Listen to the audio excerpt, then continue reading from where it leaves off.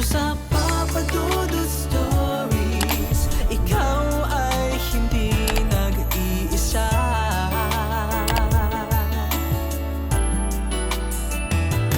Dito sa Papa Dudut Stories, may nagmamahal sa'yo.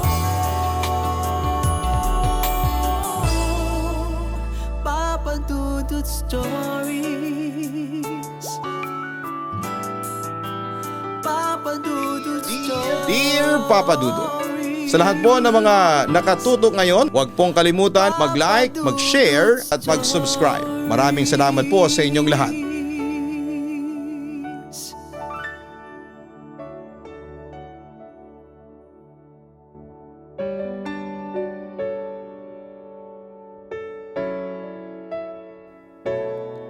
Magandang araw po sa inyong lahat. Ako po si Jomer Raniza. Pero mas kilala ako sa aking apelyido at eto na ang naging palayaw ko ever since. Taga Cambaog ako sa bayan ng Bustos sa Bulacan. Matagal na po ako nakasubscribe sa inyong channel pero ngayon lang ako nagkaroon ng lakas ng loob ng mag-share sa inyo ng aking buhay. Papa Dudut, ngayon pa lamang ngaya aminin ko na sa inyo na kontrobersyal ang kwentong ibabahagi ko sa inyo. Marami ako naging pagkakamali sa mga desisyon ko sa buhay pero huwag niyo sana akong husgahan. Lumaki ako sa mahirap na pamilya. Sa totoo lang ay hindi ako kayang pag-aralin noon ng mga magulang ko at sa halip ay pinagtrabaho nila kaming 5 magkakapatid para makaraos sa pang-araw-araw namin. Ako ang bunso at sa edad kong 9 ay nagsimula na akong magtrabaho. Ang una kong trabaho ay ang magbenta ng mga basahan sa kalye sa Pulilan at sa Bustos. Hindi naglaon ay nagtinda rin po ako ng mga candy at sigarilyo sa daan. Nang tumungtong ako sa edad na 12 ay namasukan na ako bilang tindero sa palengke. Naranasan ko ding maging houseboy, trabahador sa junk shop. At sa edad kong 14 ay sumama ako sa tiyuhin kong naglilinis ng Poso Negro. Oo, Papa Dudut. Ako ang lumulusong noon sa mga Poso Negro para linisin ito. Hindi na rin siguro mabilang kung ilang dumi ng tao ang nalono ko nang dahil doon. Wala naman akong karapatang magreklamo dahil mahirap lamang kami. Samantala ay nag-aral ako noong elementarya sa isang pampublikong paaralan. Doon ay naranasan kong mabuli dahil mahirap lamang kami. Oo, hindi rin naman mayayaman ang mga kaklase ko pero kasi ako yung pinakamahirap noon sa klase. Iisa lamang ang aking uniforme. Iisa lang din ang pares ng sapatos. Tapos ay sira pa. Natatandaan ko yung school bag ko noon ay yung paper bag ng Blue Magic na napulot ko sa basurahan.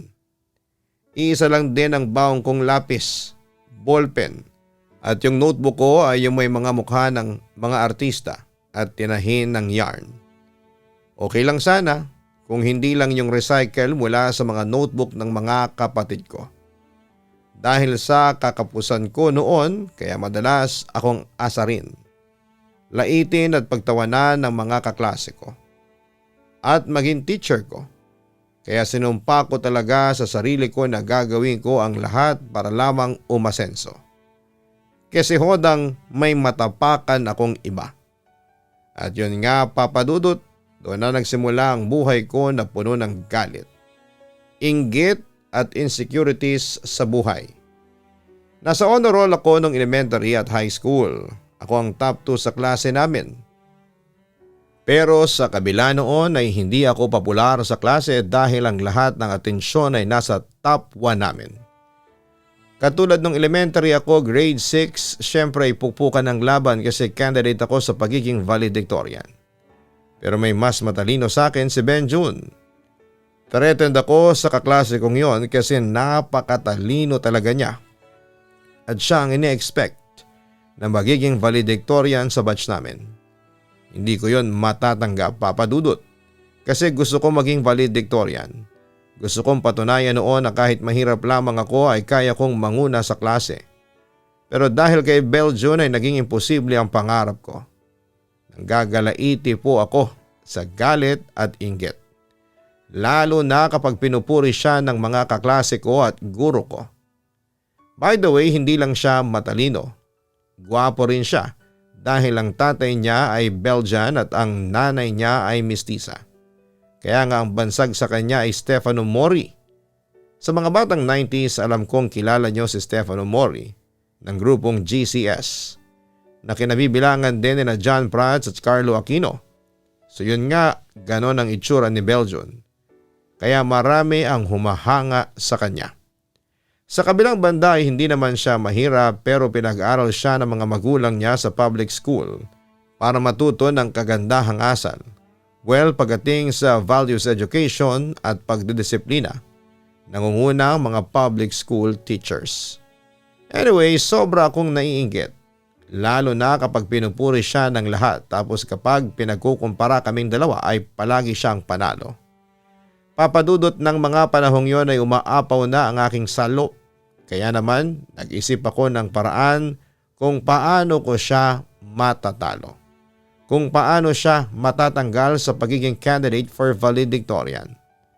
Nung una iniisip ko na taniman ng cheating materials ang bag niya sa tuwing may exams.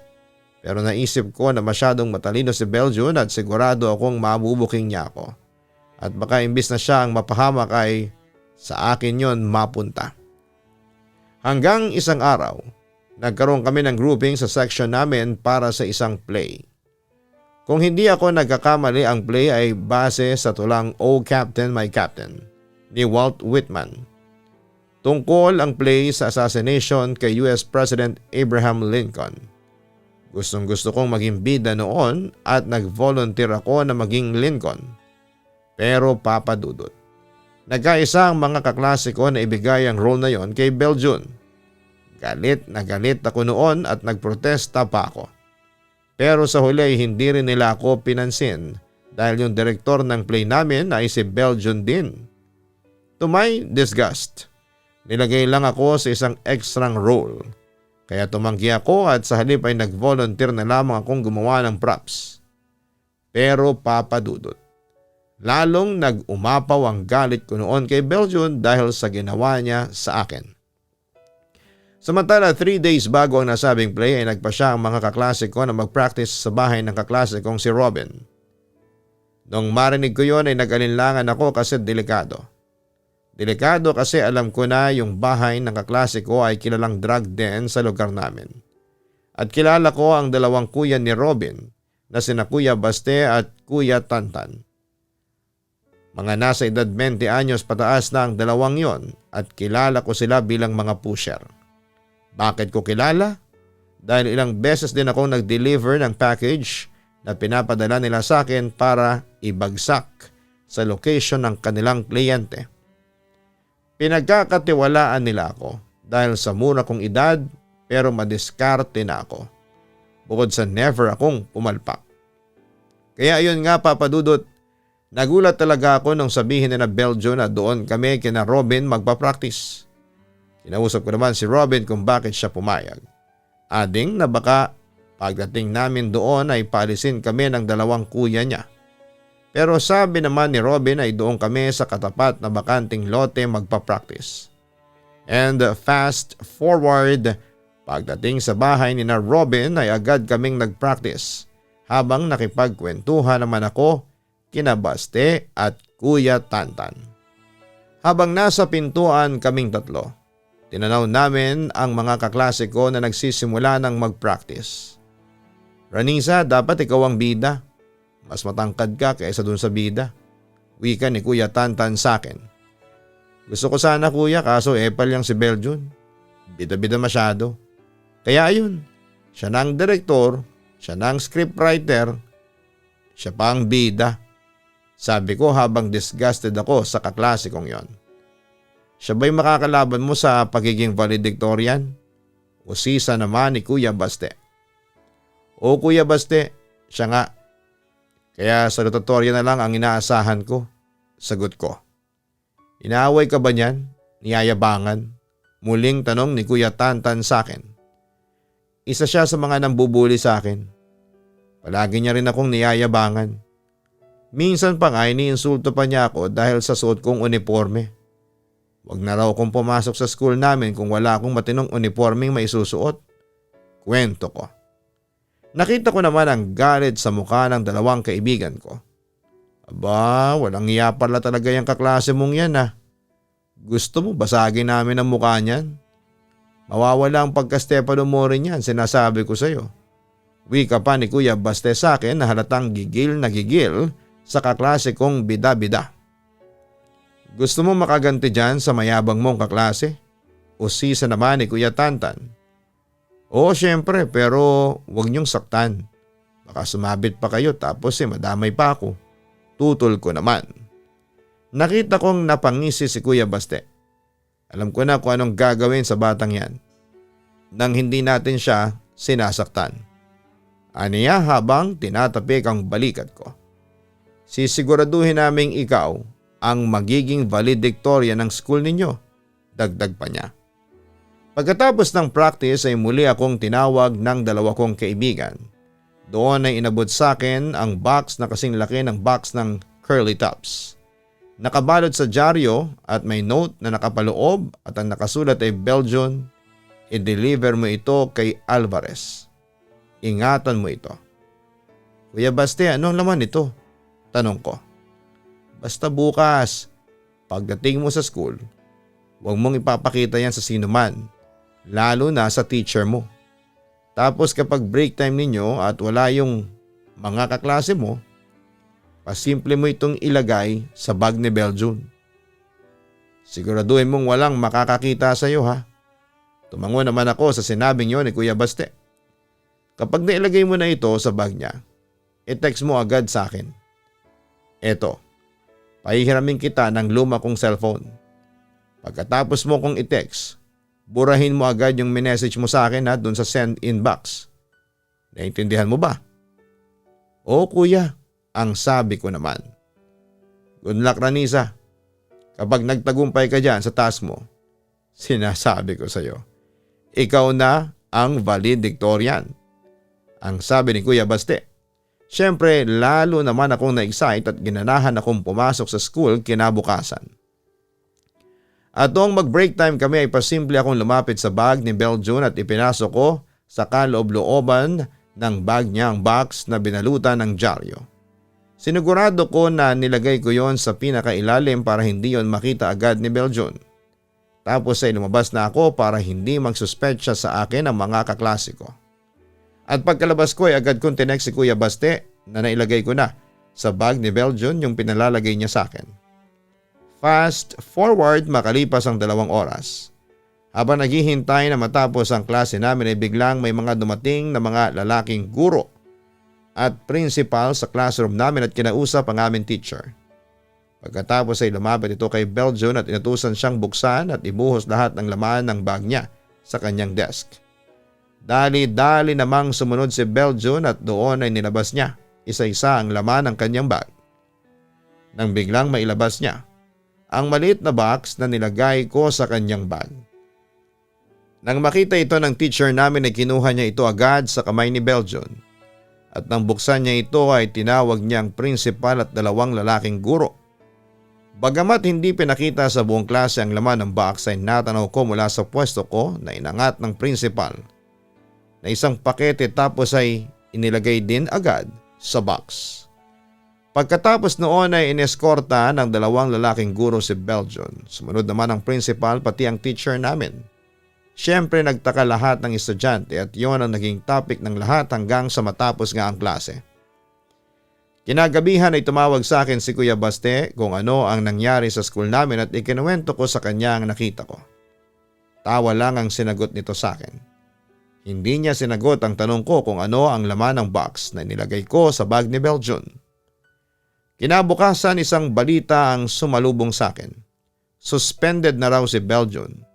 Siyempre tinanong ko kung bakit at doon nalaman ko na nahulihan pala ito ng 2 pakete ng marijuana.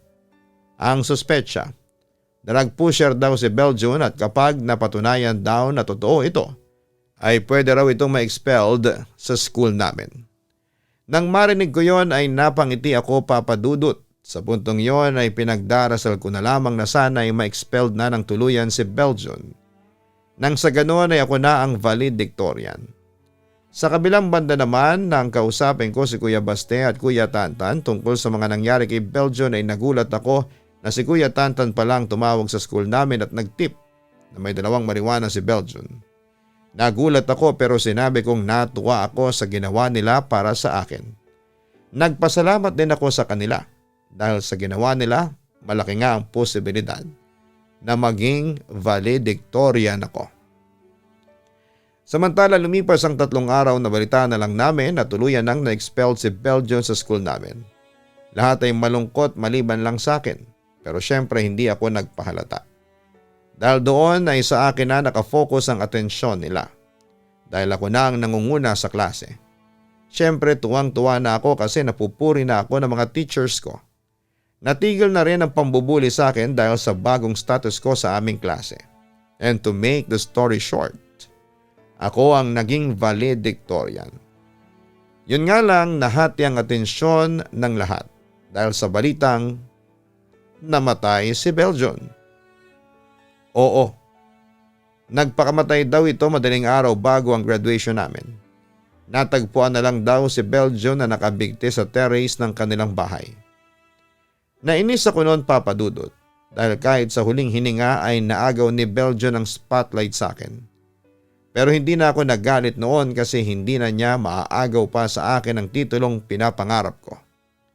At yun nga, Papa Dudut, yun ang isa sa mga masamang ginawa ko noong bata pa ako. Noong time na yon ay wala akong pagsisisi at sa halip ay excited pa nga akong pumasok sa high school. Fast forward. Ako rin ang naging valedictorian noong high school pero wala na akong naging mahigpit na karibal noong time na yon. Kaso Papa Dudut dahil sa kahirapan ay hindi ako nakatungtong sa kolehiyo. Gayon pa man ay nagpasya akong mag-aral ng baking sa TESDA ng libre. At nang matapos ko yon ay nagpasya akong magtrabaho sa isang branch ng sikat na bake shop dito sa Pulilan. Akala ko, Papa Dudut, ay magiging maayos ang trabaho ko doon sa bake shop. Pero hindi ko akalain na mas malala ang kompetisyon sa workplace kesa sa eskwelahan.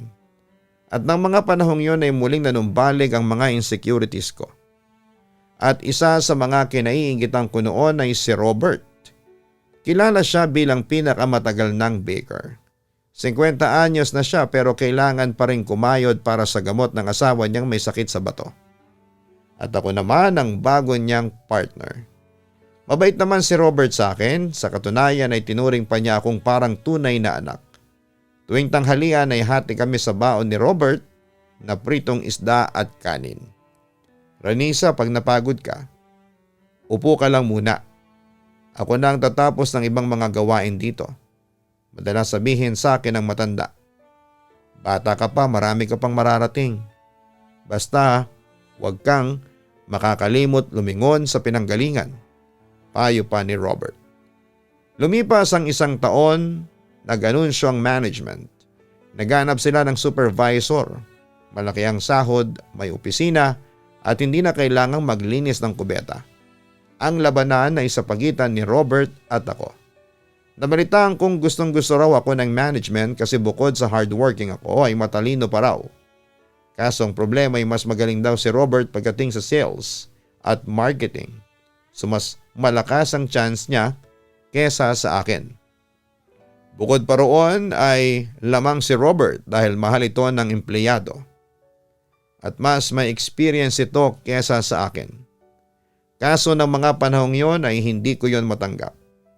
Uhaw ako sa promotion. Gusto kong umasenso kaagad sa buhay at handa kong tapakan ng mga taong handang humadlang sa daraanan ko. Kaya gumawa ako ng paraan, isang madilim na plano.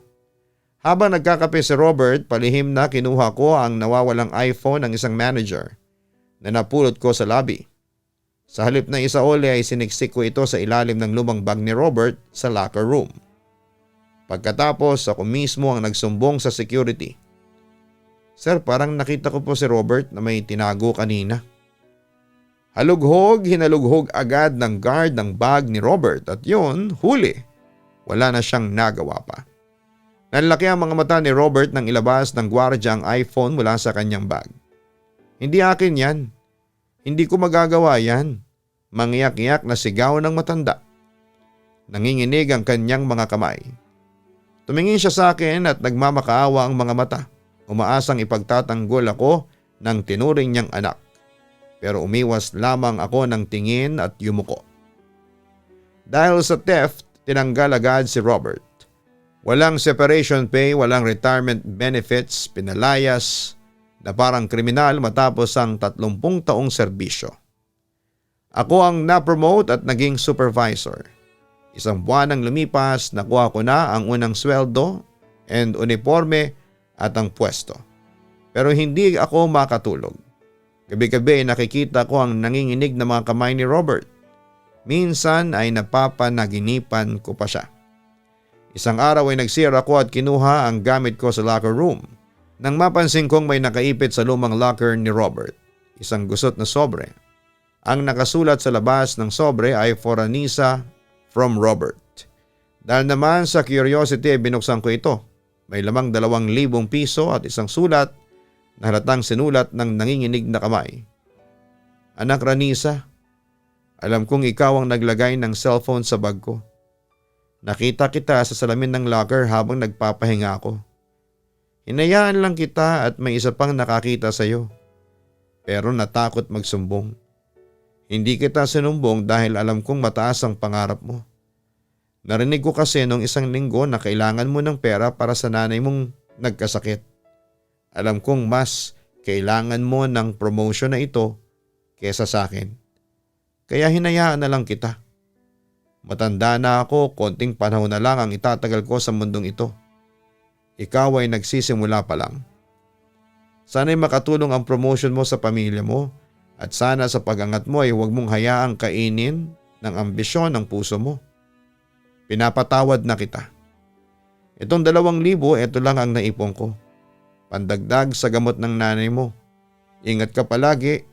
Nagmamahal, Robert. Papadudot doon ako bumagsak sa sahig.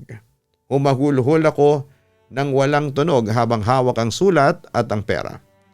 Agad akong tumakbo papunta sa bahay ni Robert sa squatters area. Dala ko ang lahat ng sweldo ko, babawi ako. Aamin ako sa boss ko at ibabalik ko ang dangal ng matanda. Pagdating ko doon ay may maliit na tolda sa harapan ng bahay, may sugalan, may kape at may isang kabaong. Nagtanong ako sa kapitbahay sino po ang namatay. Si Robert, sagot ng ale. Inatake sa puso nung isang linggo. Wala kasi nang natanggal sa trabaho na depress. Wala pang pambili ng gamot sa asawa. Kaya namatay muna yung asawa. Tapos hindi kinaya ni tatay, sumunod na rin. Nanigas ako. Nakuha ko ang pwesto, nakuha ko ang pera. Nakaangat ako pero ang tinungtungan kong hagdanan ay ang bangkay ng taong nagmalasakit sa akin ng totoo. Habang nakatingin sa kabaong ay doon ko naintindihan ang mapait na katotohanan. Mataas ka na nga pero nag-iisa ka naman sa tuktok. At habang buhay kong dadalhin ng putik sa aking mga paa.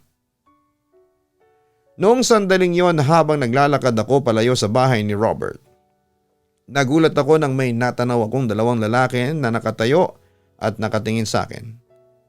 Isang matanda at isang bata. Nang titigan ko silang maigi ay napagtanto kong sina Robert at Belgian yon. Hindi sila galit sa akin pero malungkot ang kanilang mga matang nakatingin sa akin. At yun na nga papadudot, simula noon ay gabi-gabi ako naglalasing at hanggang ngayon ay tulala pa rin. Hindi mawala sa isipan ko sina Robert at Belgian. Araw-araw akong pumupunta sa puntod ng 2 taong ginawang ko ng masama. Nanghihingi ako ng tawad sa pagiging backstabber ko, sa pagiging traitor ko. Nag-resign ako noon sa trabaho kasi hindi ko kinayang labanan ang pag-uusig sa akin ng aking konsensya. At heto ko ngayon nagtatrabaho na lamang sa isang maliit na bakery sa amin bilang nag-iisang panadero.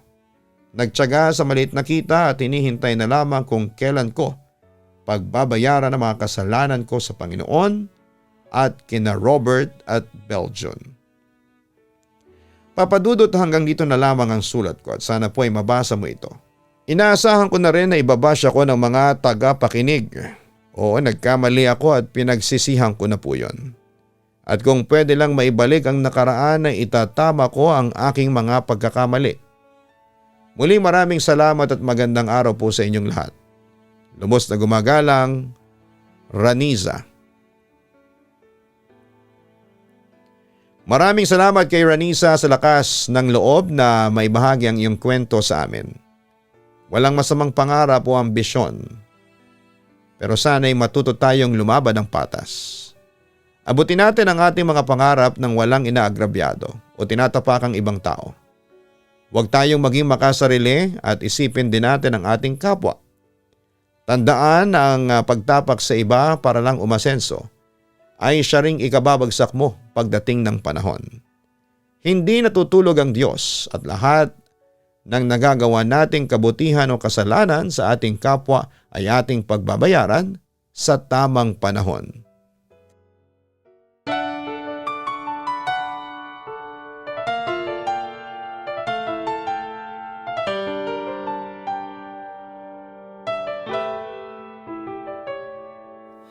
Ang buhay ay mahiwaga, laging may lungkot at saya. Sa Papa Dudut Stories, laging may karamay ka.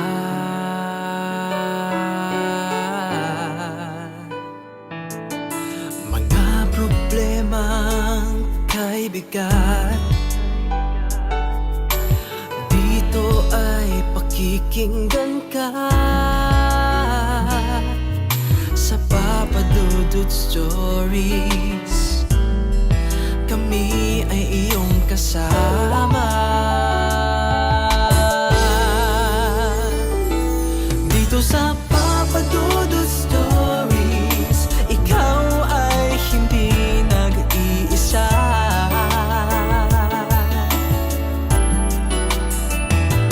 Dito sa Papa Dudut Stories, may nagmamahal sa'yo. Papa Dudut Stories, Papa Dudut Stories,